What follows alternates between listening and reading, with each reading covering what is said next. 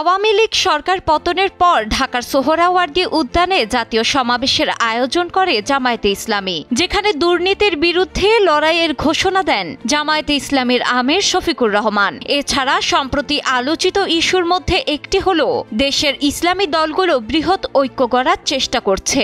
ইতোমধ্যে 5টি রাজনৈতিক দল এক বাক্সে ভোট পাঠাতে ঐক্যমত্য গড়ে তুলেছে।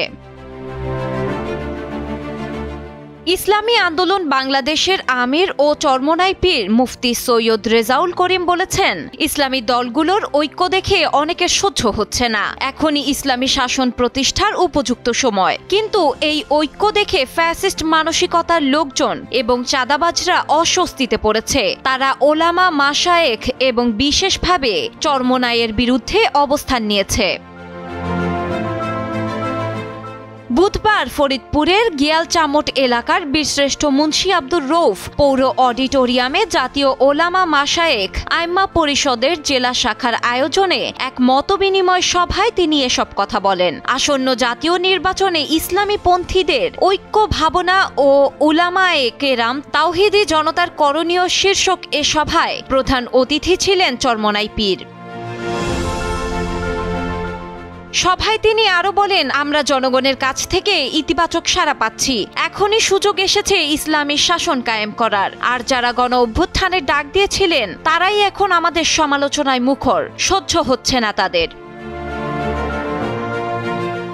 নির্বাচন ব্যবস্থা সংস্কারের দাবি তুলে চরমোনাই পীর বলেন, পিআর বা আনুপাতিক প্রতিনিধিত্ব পদ্ধতিতে প্রতিটি ভোটারকে তার প্রকৃত মূল্যায়ন করতে হবে। সবচেয়ে বড় সংস্কার হতে হবে নির্বাচন পদ্ধতিতে। এরপর সকল হত্যাকাণ্ডের ন্যায় বিচার নিশ্চিত করতে হবে। যদি এই সরকার তা না করে, পরবর্তী সরকারকেই তা করতে হবে, নইলে তা গুড়েবালি হয়ে থাকবে।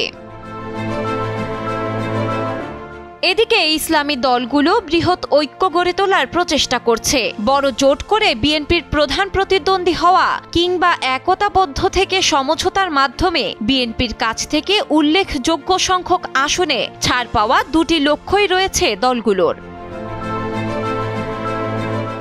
গেল 17 এপ্রিল বাংলাদেশ খেলাফত মজলিস, জামায়াতে উলামায়ে ইসলাম, নিজামে ইসলাম পার্টি আলোচনার টেবিলে বসে একই লক্ষ্যের কথা বলেছে। তাদের সঙ্গে যুক্ত হয়েছে চরমোনাই পীরের নেতৃত্বাধীন ইসলামী আন্দোলনও। ফলে ভোটের রাজনীতিতে জামায়াতের পর তারা ধর্মভিত্তিক দ্বিতীয় বৃহত্তম দল।